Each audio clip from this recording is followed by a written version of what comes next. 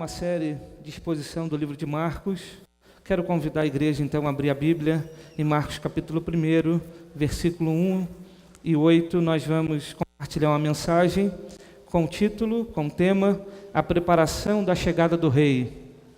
Abra sua Bíblia, então, em Marcos, capítulo 1, versículo 1 a 8, da Palavra de Deus. Marcos, capítulo 1, versículo 1 a 8.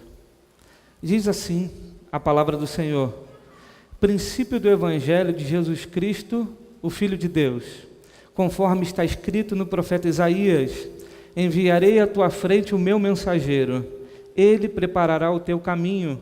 Voz do que clama no deserto, prepare o caminho para o Senhor, façam veredas retas para ele. Assim surgiu João, batizando no deserto e pregando um batismo de arrependimento para o perdão dos pecados. A ele vinha toda a região da Judéia e todo o povo de Jerusalém. Confessando seus pecados, eram batizados por ele no Rio Jordão. João vestia roupas feitas de pelos de camelo, usava um cinto de couro e comia gafanhotos e mel silvestre. Esta era a sua mensagem: depois de mim vem alguém mais poderoso do que eu, tanto que não sou digno de curvar-me e desamarrar as correias de suas sandálias. Eu os batizo com água, mas ele os batizará com o Espírito Santo. Amém? Meus irmãos, Marcos escreve um evangelho para os cristãos que estão em Roma, para os cidadãos de Roma. E a gente sabe que a capital do império tinha uma visão do que é ser um rei, tinha uma visão de um imperador. Os romanos sabiam que um rei era alguém que tinha poder, autoridade, era alguém que mandava, que tinha muitos soldados à sua disposição, era alguém que mandava matar, era alguém que tinha poder de fazer o que ele quisesse, ao ponto de ser adorado como uma divindade. O imperador romano era alguém extremamente poderoso, arrogante, opulento, alguém rico, alguém que tinha um poder extraordinário. Os romanos, então, tinham essa visão de rei. Mas Marcos, assim como a igreja primitiva, havia conhecido um rei diferente. Havia conhecido um rei que era simples, humilde, um rei que nasceu numa manjedoura, um rei que era um carpinteiro, que era da cidade de Nazaré. Um rei que viveu entre os homens, embora fosse alguém influente, embora tivesse muita sabedoria, mas era um homem. Mas Marcos quer escrever um texto, escreve o seu evangelho para provar que esse homem simples, esse homem que foi conduzido à cruz num julgamento injusto e morreu pelos nossos pecados, de fato é um rei, é o Rei dos Reis e o Senhor dos Senhores. Como então Marcos poderia dizer isso, pregar esta mensagem para um povo que tinha uma visão, uma imagem de um imperador como um imperador romano, como um César? Por isso Marcos escreve o Evangelho mostrando o poder de Jesus, mostrando os milagres de Jesus. O Evangelho de Marcos é um evangelho em ação, onde ele está o tempo todo mostrando que Jesus cura, que Jesus faz milagres, que Jesus expulsa demônios. É um evangelho extremamente dinâmico. Marcos não se preocupa em registrar os sermões de Jesus, as pregações de Jesus, porque Marcos quer provar que esse servo, esse homem simples de Nazaré, é Rei dos Reis e Senhor dos Senhores. Por isso Marcos escreve o seu evangelho.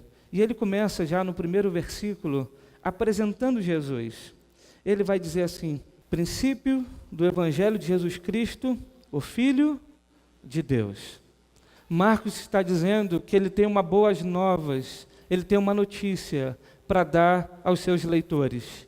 E essa notícia é a respeito de Jesus. Mas quem é Jesus? Jesus é o Cristo, o Messias, o Rei prometido, o ungido, aquele que o Antigo Testamento e os profetas outrora falaram, apontaram, Marcos, então, mostra que Jesus não era um simples homem, mas ele era a raiz de Davi, era o rei prometido, aquele que viria para reinar sobre o seu povo, aquele que libertaria o povo da escravidão, mas não apenas da escravidão do Império Romano, da opulência do Império Romano, mas da escravidão do pecado, da morte e do inferno.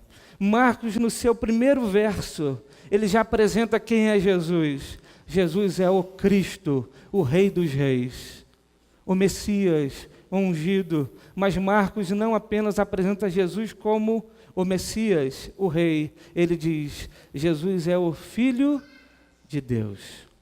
Jesus não era apenas um homem, a descendência de Davi.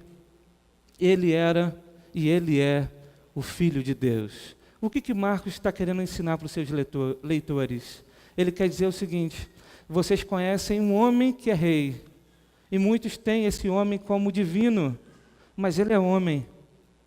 Ele acha que é poderoso, mas ele é homem. Mas eu vou mostrar para vocês um rei que não é apenas homem, mas também é Deus. Um rei que de fato é maior do que todos os reis, porque é um rei que é divino, é a segunda pessoa da Trindade, é o Deus que se encarnou, que veio ao mundo para salvar pecadores. Marcos então apresenta Jesus como homem e como Deus.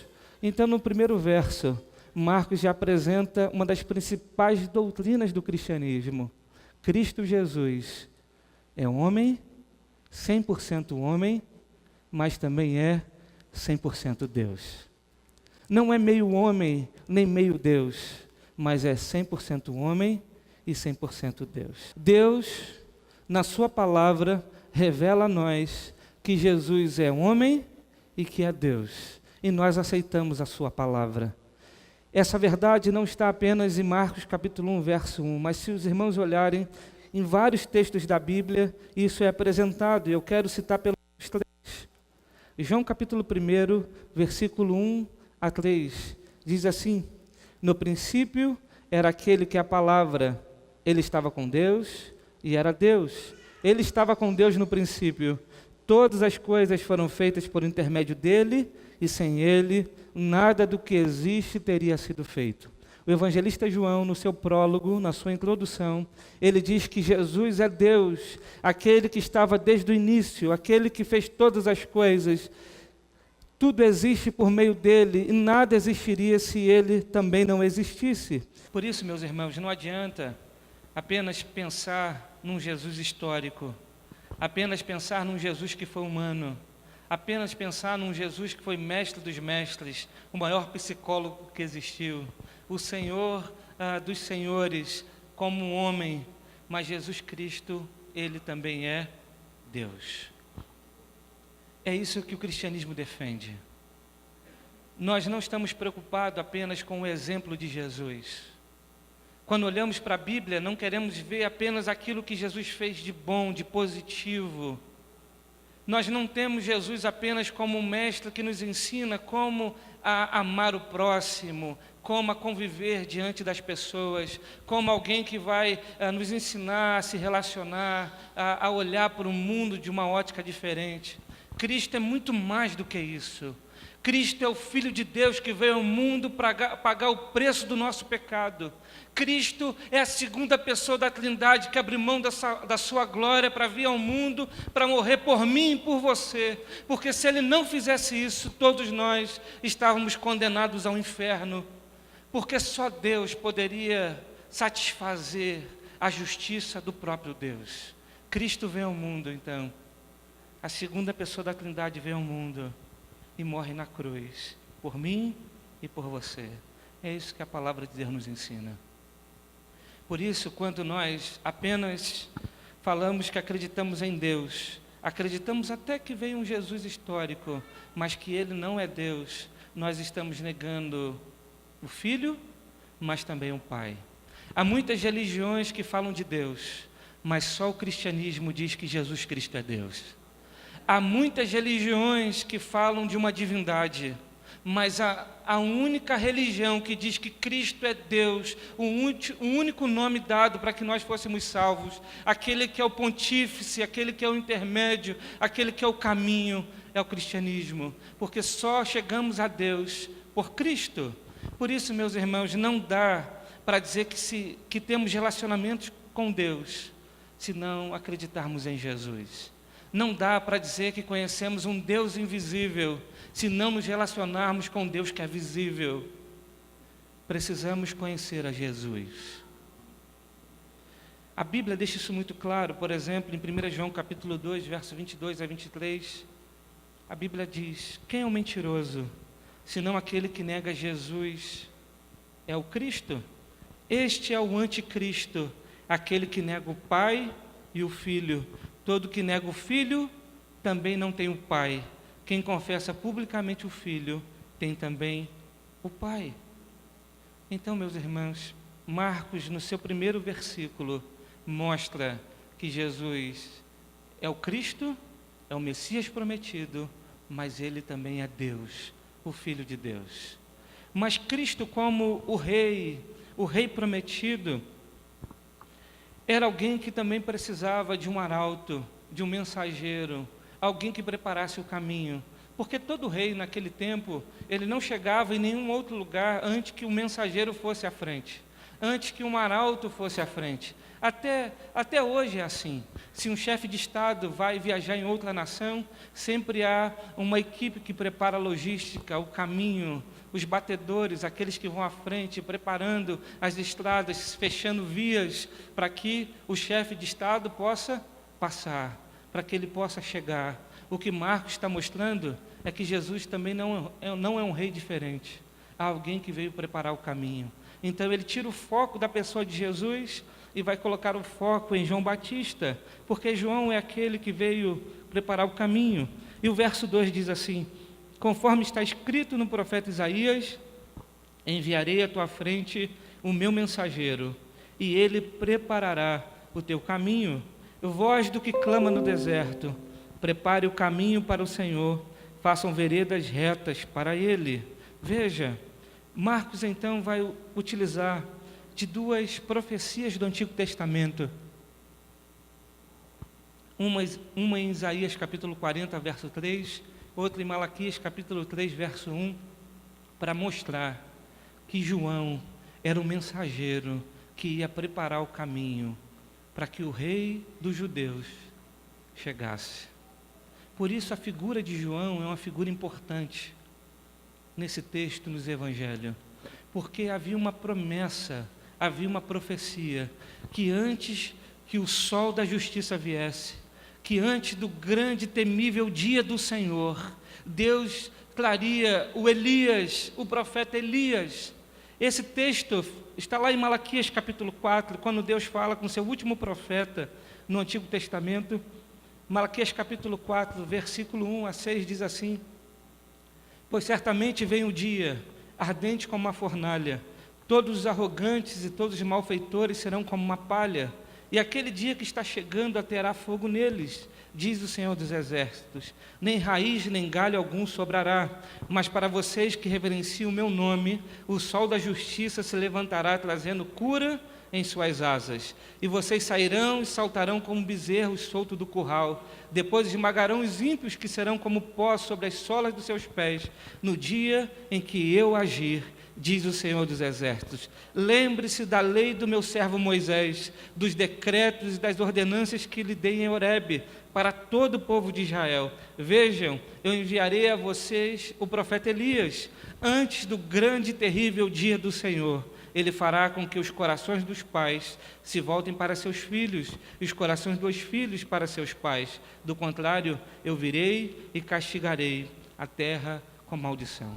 Esta é a última palavra de Deus a um profeta no Antigo Testamento. Deus se revela a Malaquias e diz: Malaquias, eu não vou falar mais com o povo, eu vou ficar em silêncio, mas eu oriento ao povo que olhe para trás, observe as leis de Moisés, a orientação dada por Moisés em Horebe, os mandamentos, que o povo viva pelos mandamentos, mas olhe para frente, porque antes da vinda do Messias, antes da vinda do rei de Israel, eu enviarei Elias. É por isso, meus irmãos, que Deus se cala por 400 anos. Nas Bíblias antigas, existiam 4 folhinhas brancas, não sei qual o irmão que tem dessa Bíblia, que dividia o Antigo e o Novo Testamento. Sabe o que significa essas 4 folhinhas? Está querendo dizer para nós que Deus ficou em silêncio por 400 anos. Cada folhinha representa 100 anos que Deus se calou. E, meus irmãos, é por isso também que a Bíblia protestante, ela não tem os livros que tem na Bíblia católica. Já parou para se pensar nisso? Por que os livros da Bíblia católica têm alguns a mais? É porque esses livros são datados dessa época em que Deus disse que não falaria mais com o povo. Todos os livros do Novo Testamento são iguais. Os livros que tem na Bíblia católica são livros dessa fase do Antigo Testamento. Por isso, na nossa Bíblia não consta, porque Deus disse, olhe para trás os mandamentos de Moisés e olhe para frente, porque eu enviarei o Elias. E aí eu quero abrir um parênteses aqui, que muitos espíritas hoje pegam esse texto para dizer o seguinte, João Batista é reencarnação de Elias. Mas, meus irmãos, prestem atenção numa coisa, a Bíblia não pode ser interpretada nos nossos dias antes de compreender o contexto. O texto de Malaquias é escrito para os judeus, e judeus não acreditam em reencarnação. Então, eles não esperavam um Elias reencarnado, eles esperavam um profeta com o mesmo estilo de Elias, com o jeito de Elias, com o poder de Elias, com a palavra de Elias. Por isso, eles precisavam ficar atentos. E é por isso, então, que chega João Batista. Porque João Batista é aquele que vem para preparar o caminho. Como diz o verso 4. Então, Marcos vai introduzir João Batista na história. Ele vai dizer, assim surgiu João, batizando no deserto e pregando um batismo de arrependimento para perdão dos pecados. Então aparece João. João é aquele, antes de Cristo, que batizava no deserto e pregava uma mensagem de arrependimento. Meus irmãos, João surge como aquele que batiza e prega o arrependimento para perdão de pecados. Ele era a voz que clama no deserto.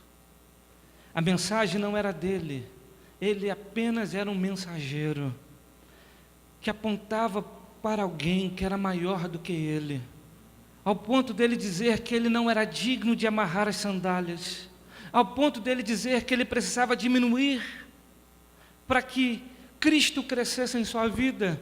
João tinha a consciência de que ele não era a luz, mas ele era aquele que apontava para a luz.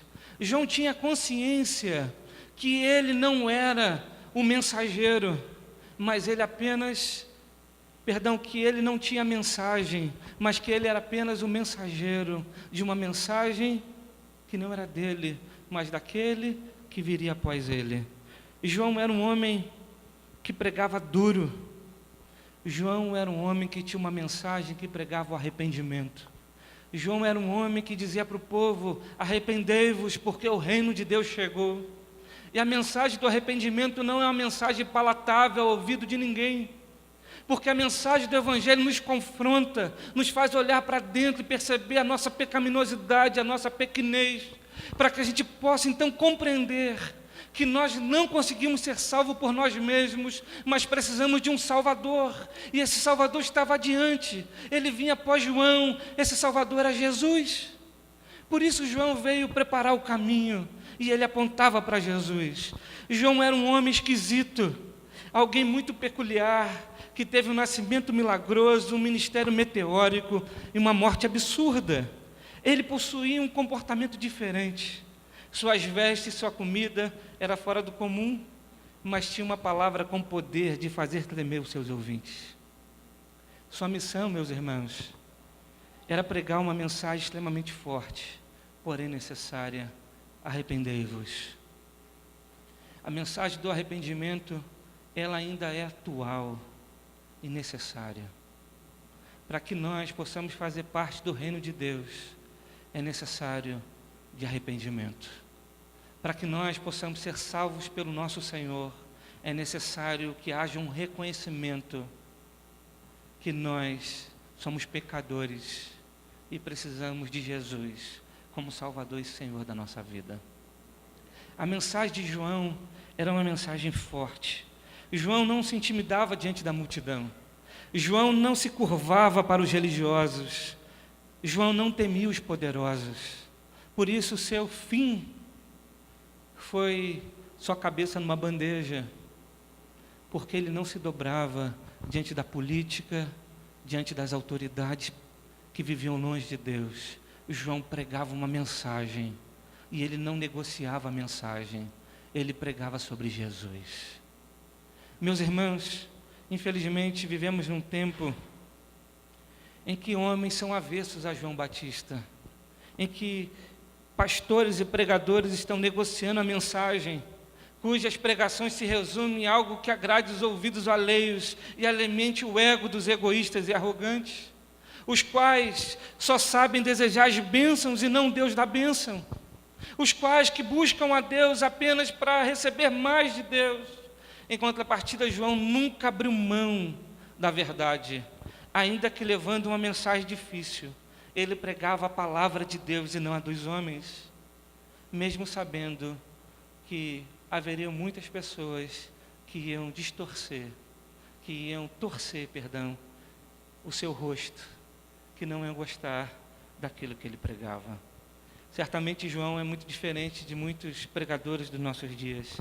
João não tinha uma boa oratória, não era bom de retórica, não tinha técnica de púlpito, de pregação, mas ele não estava preocupado com isso. Ele tinha apenas uma mensagem: apontar para o Rei da Glória, dizer que Jesus é aquele que viria após ele, é o Rei dos Reis, e quem quisesse então participar desse reino, deveria arrepender dos seus pecados. Essa era a mensagem que João pregava. E meus irmãos, é impressionante que o texto vai dizer que, embora João fosse um pregador duro, que pregava uma mensagem dura, a multidão vinha. Olha o que diz o verso 5. A ele vinha toda a região da Judéia e todo o povo de Jerusalém, confessando seus pecados, eram batizados por ele no Rio Jordão. João vestia roupas feitas de pelos de camelo e usava um cinto de couro e comia gafanhotos e mel silvestre. Veja como João era esquisito. Pregava uma mensagem dura, mas o texto diz que uma multidão de todos os cantos vinham para ouvir João pregar. Uma multidão vinham para poder olhar para João e ouvir a sua mensagem. Sabe o que significa, meus irmãos, para nós? Que nós não precisamos de estratégias mirabolantes para que as pessoas venham ouvir o Evangelho de Deus. A gente não precisa contar piada no púlpito. A gente não precisa fazer malabarismo. A gente não precisa ser artista do palco. A gente não precisa ter um carisma. A gente não precisa ser o camarada bom de oratória, de retórica. O que a igreja precisa fazer deste lugar aqui é pregar a mensagem fiel da palavra de Deus. É pregar Jesus Cristo, o Senhor da glória.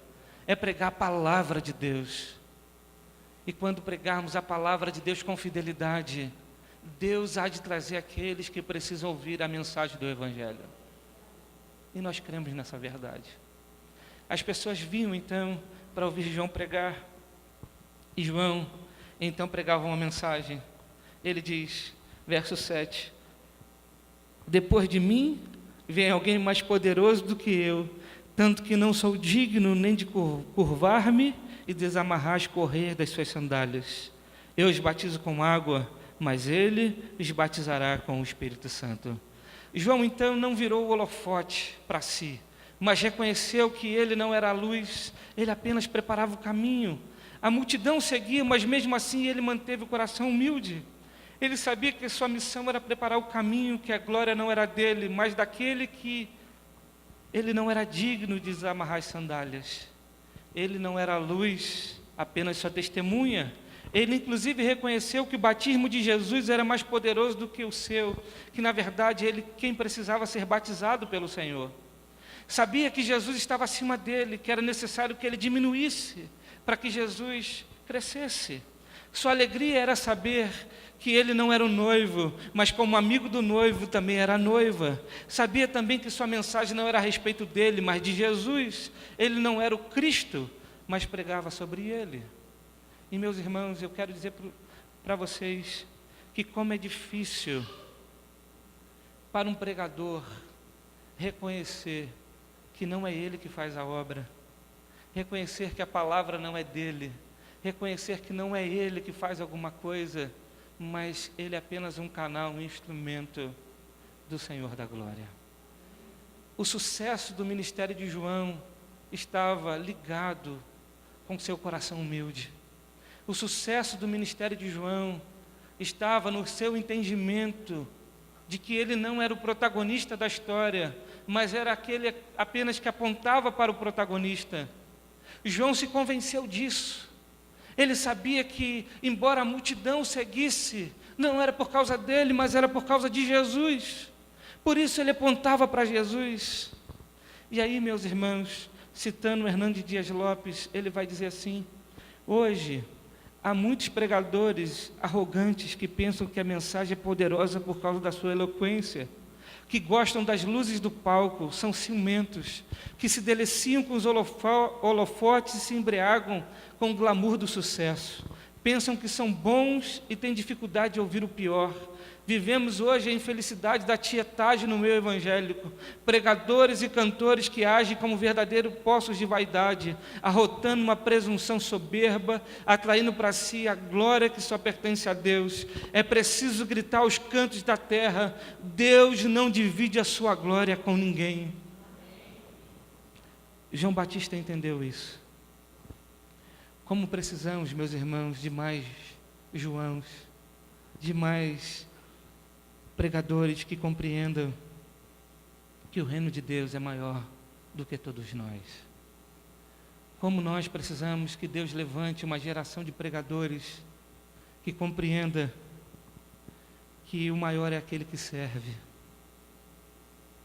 Assim como Jesus, que veio ao mundo para ser servido, para servir e para dar vida em resgate de muitos.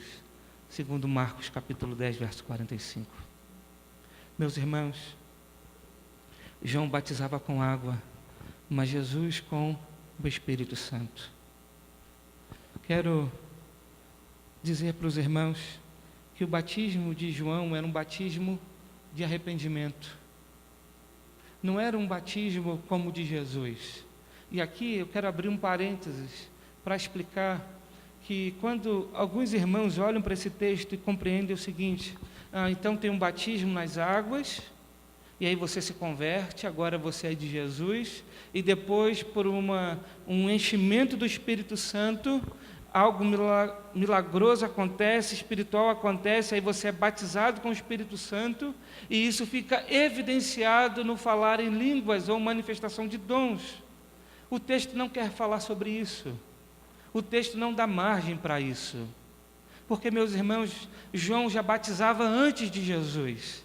João fazia um batismo que era para apontar que ainda viria o Messias. E a partir dele, então as pessoas seriam batizadas com o Espírito Santo. Por isso, meus irmãos, nós somos batizados com o Espírito Santo hoje. Como diz a palavra de Deus em Efésios, capítulo 1, verso 13 e 14. Quando vocês ouviram e creram na palavra da verdade, o evangelho que os salvou, vocês foram selados em Cristo com o Espírito Santo da promessa, que é a garantia da nossa herança, até a redenção daqueles que pertencem a Deus, para o louvor da sua glória. Olha o que o texto diz: quando vocês ouviram e creram na palavra da verdade, o evangelho que os salvou, vocês foram selados em Cristo com o Espírito Santo da promessa. E Ele é a garantia, Ele é o penhor da nossa herança. Por isso, meus irmãos, há uma herança guardada para os cristãos. E essa herança não perde seu valor. E os cristãos não não podem perder esta herança. Por quê? Porque ela é guardada pelo Espírito Santo. Ele é a garantia. Os irmãos compreendem? Amém? Então, vamos encerrar esse ponto e vamos para as aplicações práticas. Em primeiro lugar, o reino de Deus está entre nós. E para fazer parte desse reino, é necessário submeter-se ao Rei Jesus. O reino de Deus está sobre nós. Jesus estabeleceu o seu reino quando ele veio a este mundo pela primeira vez. E ele disse: o meu reino não é deste mundo. Mas um dia, a Bíblia diz que ele vai voltar. E todo olho o verá. E quando esse dia acontecer, nós viveremos com ele eternamente. Mas enquanto esse dia não acontece, para experimentarmos e vivermos dentro do reino de Deus, é necessário submeter-se ao Rei Jesus. O Rei chegou, se renda, se arrependa.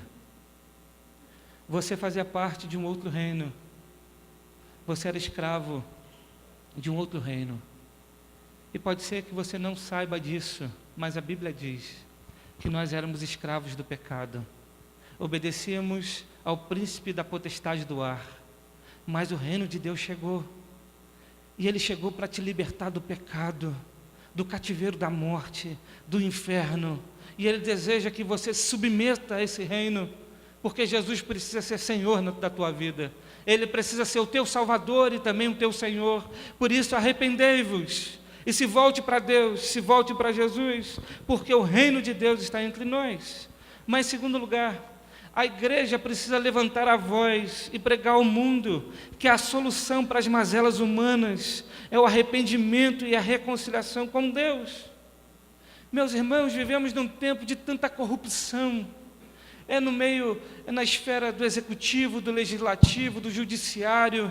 As instituições estão comprometidas, o sistema é corrupto. E muitos de nós ainda pensamos que a solução das mazelas humanas está num político, está num sistema político, está numa ideologia. Meus irmãos, os problemas das mazelas humanas se resolvem quando o povo se reconciliar com Deus. Por isso Deus levanta pregadores para dizer: arrependei-vos, se reconcilie com Ele. Porque não há solução para o homem enquanto o homem estiver longe de Deus. Por isso, meus irmãos, eu de verdade, pessoalmente, eu não acredito no mundo transformado. O mundo vai de mal a pior, mas eu acredito em vida transformada. Eu acredito em família transformada. Eu acredito em igreja transformada. Eu acredito que podemos ser um farol que vai iluminar a escuridão e vai dizer: aqui é um pedacinho do mundo em que Cristo é Rei e Senhor de nossas vidas. A nossa mensagem então é dizer para as pessoas: façam parte desse reino, se arrependa e se reconcilie com Deus. Mas em terceiro lugar, meus irmãos, fuja do evangelho fácil, da mensagem antropocêntrica. A mensagem do evangelho confronta a nossa alma, humilha o nosso ego. É necessário que eu diminua para que ele cresça. Hoje a mensagem do evangelho antropocêntrico é: você é o cara, você é bom demais, você precisa cada vez mais disso e daquilo para que você seja feliz. Deus está aqui apenas para atender os seus anseios, apenas para abençoar as suas necessidades, porque afinal de contas Deus é amor. Venha como estás e permanece como estás, porque Deus é um Deus inclusivo. Deus, Ele quer você, não importa quem você seja, não importa o que você faça. Esse evangelho não é o evangelho de Jesus, porque o evangelho de Jesus é: arrependei-vos. Nós somos pecadores e precisamos nos reconciliar com o Deus da glória. Quando nós compreendemos, então, que não conseguimos ser salvos por nós mesmos, nós vamos recorrer a Jesus, o nosso Salvador. Meus irmãos, essa mesma mensagem a gente pode pregar hoje e dizer para os irmãos: o nosso ego precisa ser humilhado para que a gente reconheça o Senhor da glória, para que a gente possa se voltar para Deus. A mensagem do Evangelho é isso. Ela diz para o povo: vocês estão doentes, em pecado, e o remédio é Jesus. Se não tomar o remédio que é Jesus, vai continuar doente, em pecado, e vai sofrer a ira de Deus. Mas quando a gente diz para as pessoas: não, na verdade você não está doente coisa nenhuma, Deus te ama do jeito que você está, e a pessoa acha que pode conviver com Deus e ainda doente. Por isso a mensagem do Evangelho é uma mensagem que nos confronta. Por isso, meus irmãos, fuja de qualquer evangelho que tenta fazer com que você viva com Deus e permaneça no pecado, porque esse evangelho não é o evangelho de Jesus. Mas, em quarto lugar, precisamos ser humildes para reconhecer que apenas preparamos o caminho, não somos a luz, não temos glória. Nosso trabalho como igreja é apontar para aquele que é o caminho, a luz dos homens, e a ele é dada toda a glória. A igreja não tem glória naquilo que ela faz. A igreja aponta apenas para Jesus, que é o Senhor da glória. É tão extraordinário e maravilhoso quando nós olhamos para o Evangelho e percebemos que o Evangelho transforma pessoas, que o Evangelho tira as pessoas do fundo do poço, que o Evangelho restaura a família, que o Evangelho restaura casamento, que o Evangelho reconcilia pessoas, que o Evangelho salva vidas, salva almas. É extraordinário ver isso acontecendo no meio da igreja. Porém, essa obra é de Deus, essa obra é de Cristo, e toda a glória precisa ser dada a Jesus. Tudo que fazemos na igreja precisa ser para apontar o holofote para Jesus. A igreja não é lugar de artistas, a igreja não é lugar de pessoas que se apresentam no palco. A igreja é lugar de servos que canta e adora a Jesus, que prega a mensagem de Jesus, que serve uns aos outros porque ama Jesus. A igreja então dá toda a glória e todo o louvor a Jesus.